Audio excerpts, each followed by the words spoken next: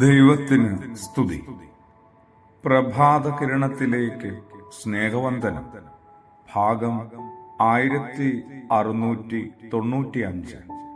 ഇന്ന് ഓഗസ്റ്റ് മാസം 21-ാം തീയതി 234-ാമത്തെ ദിവസത്തിലെത്തി.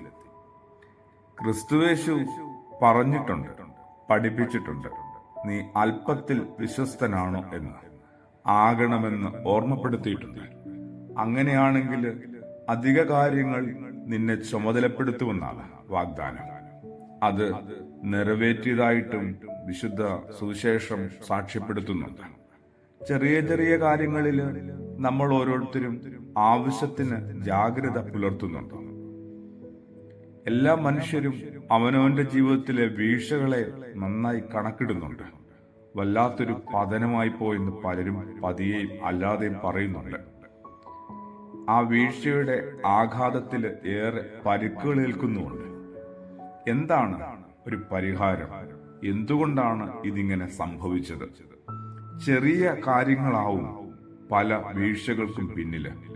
നമ്മളത് അറിയാതെ പോകുന്നു, അറിയുന്നില്ലെന്നേ ഉള്ളൂ.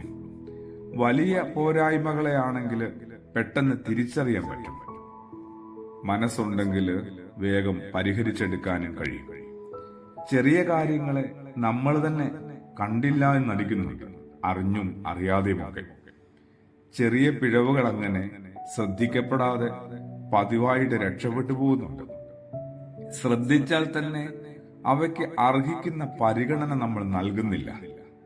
പ്രശ്നങ്ങളെ സമീപിക്കേണ്ടത് അവയുടെ വരുംകാല അപകട സാധ്യതകൾ കൂടി മുൻകൂട്ടി കണ്ടിട്ടാവണം. ഇപ്പോ അത് വളരെ ചെറിയ ഒരു കാര്യമായിരിക്കാം. അതൊരു നല്ലതല്ലാത്ത ശീലം പോലെ ആവാം, ഒരു ദുശീലം പോലെ, വലിയ ഉപദ്രവമൊന്നുമില്ലാത്തതാവാം. വരുംകാല ജീവിതത്തിൽ ഇതെന്തുമാത്രം അപകട സാധ്യത വിളിച്ചു വരുത്തുമെന്ന് കാണാനുള്ള ഒരു ദർശനം വേണ്ടേ, ഒരു പ്രകാശബോധം വേണ്ടേ നമുക്ക് ഓരോരുത്തർക്കും? ഒരു ദിവസം കൊണ്ട് ആരും തകരുന്നില്ല. തകർച്ചയുടെ ദുസൂചനകൾ പലതവണ കൺമുമ്പിൽ വന്നിട്ടുണ്ട്. ഗവനിക്കുന്നില്ല. ഗൗരവത്തോടെ കാണാതെ നമ്മളിങ്ങനെ നടന്ന് അകലുകയാണ്. അങ്ങനെ പോകുന്നവരെ ഒന്ന് തടഞ്ഞു നിർത്താനായിട്ട് ഒരുപക്ഷെ ചെറിയ ചെറിയ വീഴ്ചയായിരിക്കാം പരിഹാരം. ചുവപ്പ് കാർഡിന് മുൻപ് മഞ്ഞ കാർഡ് ഉണ്ടെന്ന് നമ്മളിങ്ങനെ സ്പോർട്സ് പേജിലൂടെ കടന്നു പോകുമ്പോൾ പരിചയപ്പെട്ടിട്ടില്ലേ? ഉണ്ടെന്നേ. അതിൽ നിന്ന് ചിലത് പഠിക്കേണ്ടേ? പല മഞ്ഞ കാർഡുകളും ആവർത്തിക്കുമ്പോഴും തിരിച്ചറിയണം സ്വന്തം പാകപ്പിഴകൾ എന്തൊക്കെയാണെന്ന്. ഒരു അവബോധത്തിൽ ജീവിക്കുക.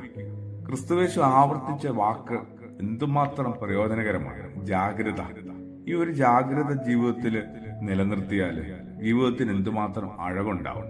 നമ്മൾ ആയിരിക്കുന്ന ചുറ്റുപാടുകൾക്ക് എന്തുമാത്രം സൗന്ദര്യവും സമാധാനവും കിട്ടും. ഒപ്പമുള്ള മനുഷ്യരൊക്കെ നമ്മളാൽ എന്തുമാത്രം പ്രകാശിതരാകും.